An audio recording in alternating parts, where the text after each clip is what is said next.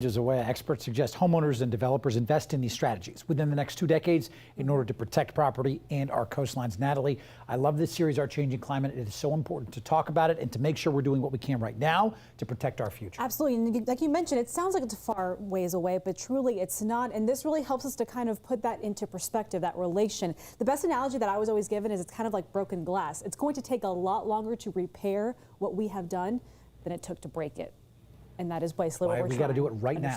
Right. And do what we can, over the next couple of years and decades. 100%, absolutely. So that's why we're going to keep bringing these series to you over the next several weeks and months to come here at 10 Tampa Bay. I want to take it live outside right now, though, because we've had plenty of heat bump up those temperatures out there today. This is our weather-tight windows camera looking at live right over downtown Tampa at this hour. It is mild, and you've probably noticed a little bit of muggy air trying to sneak back in. That's actually going to increase more so through the overnight hours and into your Thursday. But right now it's 76 degrees across St. Pete, even warmer than that in Tampa at this hour. 76 in Carrollwood, 77 in Newport Richey, 77 in Lakeland, really all of Polk County in those mid 70s at this hour.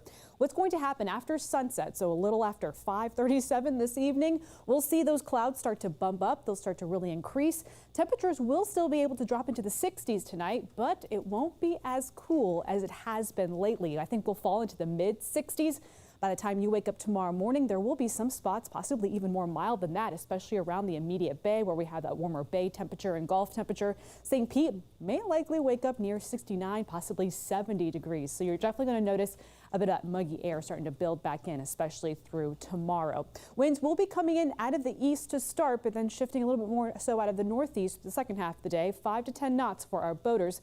Seas right around 2 feet. Do look for a moderate chop out on the bay. I think that will, again, be starting to deteriorate through the second half of your Thursday forecast. Temperatures over the next couple of days, you'll notice how they kind of seesaw, but not by much. They'll stay in those upper 70s, lower 80s, despite the fact we're going to have a weak cold front move through by the end of the week. That won't do a whole lot to our temperatures, but see how we take a bit of a nosedive early next week? That's an even stronger front that will be heading our way. What's going to happen over the next couple of days is we have moisture building back in from the south. We have a stalled out front, stalled out energy that's going to be pushing north and advecting that energy into that I-4 corridor. That's going to help bump up some of our rain chances tomorrow. That weak front comes through on Friday. This is more than anything just going to bring some drier air and keep our rain chances limited through the weekend. Look what happens going into Monday and Tuesday, though. We get this harsh wind coming in from the north-northwest. That is going to be some cooler and drier air that dives in, and that is what's going to help drop down our temperatures. But again, we have to wait till early next week for that. Between now and then, we will increase that cloud cover and do it so pretty quickly overnight through tomorrow morning. Tomorrow morning, we'll start off mostly dry, maybe a few passing sprinkles, but it's going to be through the afternoon and evening. We start to bump up those rain chances from the south to the north.